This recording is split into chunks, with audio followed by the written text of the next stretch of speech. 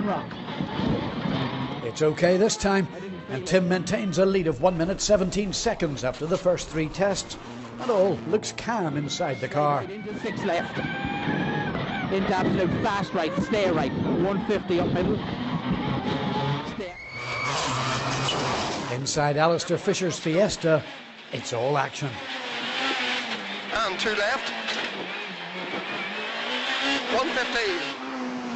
At this point, Alistair realises that the Drumhoney Holiday Park Fiesta, no matter how hard he tries, can't match the World Rally Car's top speed. He's revelling in the handling of the Super 2000 in these patchy conditions. 300 all the way to the end. Co-driver Letterkenny's Rory Kennedy, who won the event with Alistair's late uncle Bertie, would dearly love to guide another Fisher home as a winner in Donegal. But that's proving to be a forlorn hope at this stage. So 2 left over crest line, right, 120, 2 left plus, stay in over jump, 40. I think the first 2 was probably more so a wet tyre, and we were on a cut slick, but it was fine for the 3rd stage. Dara was going quite hard this morning, but we're quite happy where we are. We've good space around us. Impressively, Dara O'Riordan, the WRC novice, has been fastest of all on all 3 morning stages.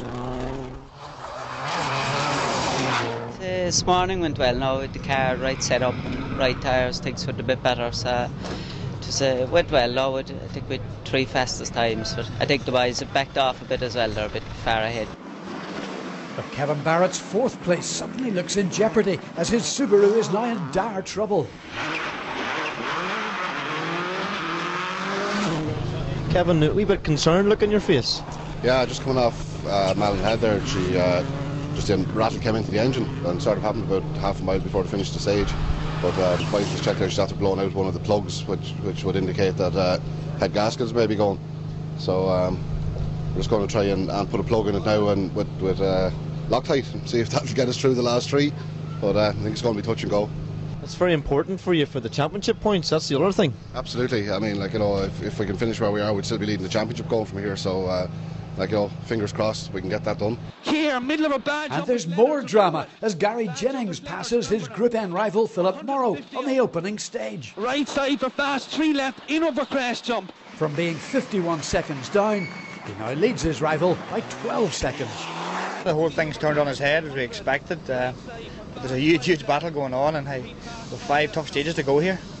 I think we're leading by 12 seconds, so Philip was 1 faster on the second last there and 1.5 on the last one, so it's a good enough gap, but if it dries up, you know, he'll probably get me, but if it stays wet, we'll be definitely putting the fight up. Philip lost that time when his Evo was stuck in 2nd gear on that first stage. Now he's on a mission to regain his position. We dropped a minute and 10. I thought a 51-second lead cushion was enough, but a bit of chasing to do now. All to go for? Yeah, just you don't want to do this on a Sunday afternoon. Seamus Heron's Sunday afternoon is less dramatic. He's over 30 seconds behind the Mitsubishi fight. Alan Ring has dropped time as he's had to change a gearbox, but still lies 8th. But head gasket failure claims Dennis Biggerstaff on the first run over Malin. This allows Scott McElhenney into 9th. And Kieran Daly, who's a minute back, into 10th. Pat Kirk is 11th with the Evo 9, whilst Gary Cooney gyrates his Evo 8 in 12th.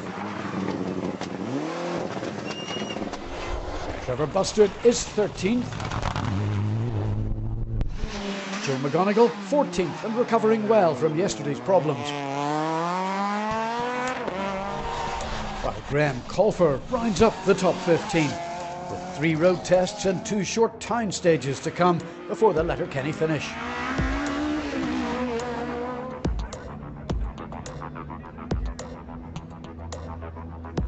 Town stages bring rallying to the people, and the people of Inishowen have come out of their thousands to watch their rallying heroes scream through their streets. In Class 5, Paddy Walker and Gerard Mullen are the victors. Tony Kelly, now in Super Rally Runner, takes Class 3 in 25th place. Adrian Cannon is 2nd in Class 1 and 16th overall. That's just ahead of Jared McFall, who is at clean drive to 17th in the Group N Evo. Darrell Leonard is 20th, just 1 place behind his brother Declan in a similar car. Samantha Tom is the top female driver in 15th, with Donegal co-driver Johnny Baird, and Leah McMullen and John Caller are fine 14th and first in Class 1.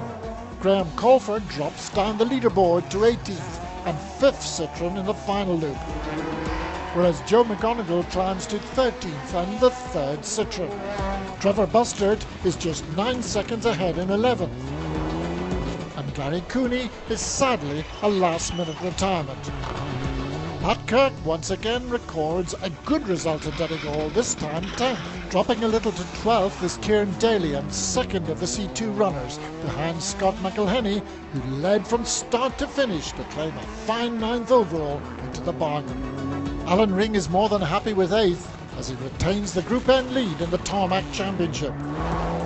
Seamus Heron's 7th place is his reward for a consistently good effort all weekend. And talking of effort, all Philip Morrow's effort is being put into the epic cliffhanger race for production car honours. But at the finish, it's not going to be quite enough after an excellent battle. Gary Jennings holds onto his lead, and at times the back of the Lancer. Fast, 2 left at the wins, continues, watch it for 60. Watch it now, continues. 40, crest and flat right. In this flat-out race to the finish, Gary finishes just 1.8 seconds in front of Philip after 3 days of flat-out motoring, as every second counted, even in Buncrana. Bus stop only. It's been great, it's been fabulous, you know, great rally, well organised. The crowds have been fantastic, you know, and that's why we rally, you know, it's very, very good. Kevin Barrett's race was to make the finish in the end, and he does in a fine 4th place and retains his championship lead with 2 rounds to go. But fastest crew today has been Dara O'Riordan and Tony McDade. They take 3rd. I think Friday and Saturday we made a couple of mistakes, and with a spin on Saturday and got wedged, and I think just played around with setup in the car and things and got it right today and right tyres and just went well. The weekend has also gone extremely well for Alistair Fisher and Rory Kennedy. They've had an impeccable run in the M Sport hired Drumhoney Holiday Park Fiesta S2000, and it's been entertaining us from both inside and outside the car. And 2 right, 40, 2 right over small crest, 40, 2 left minus in over jump, and 2 left, 60, 1 left, and left, 60, short, 3 right plus in, 100, stay right over junction, steady, 2 right minus over crest in, and 2 right long, 100, slowing, 5 left minus, don't cut. As they charge through Buncrana, co-driver Rory Kennedy has been impressed by the 2nd generation Fisher's performance in Donegal. 2 right long, 80, right entries again, 4 wheels.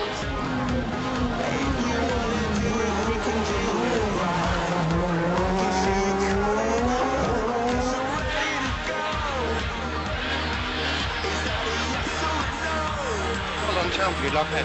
Fair jump, boy. Well done, boy. The car's been great from M Sport, and really good job by Rory as well, and the whole team's just really pulled together. Yeah, there was a bit of everything. First time in the car, so we were a bit cautious in the wet this morning, but I think it was better to play it that way than push over the limit. But Tim drove a really good rally, and he deserves the win. Tim McNulty, so impressive in Galway at the beginning of the year, has repeated that dominance this weekend.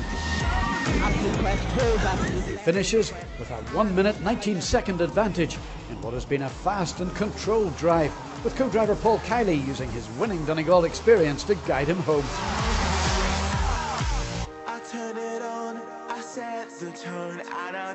Tim is now a close second in the Irish Tarmac Championship, just 2 points behind Kevin Barrett, with Dara O'Riordan a further 4 down.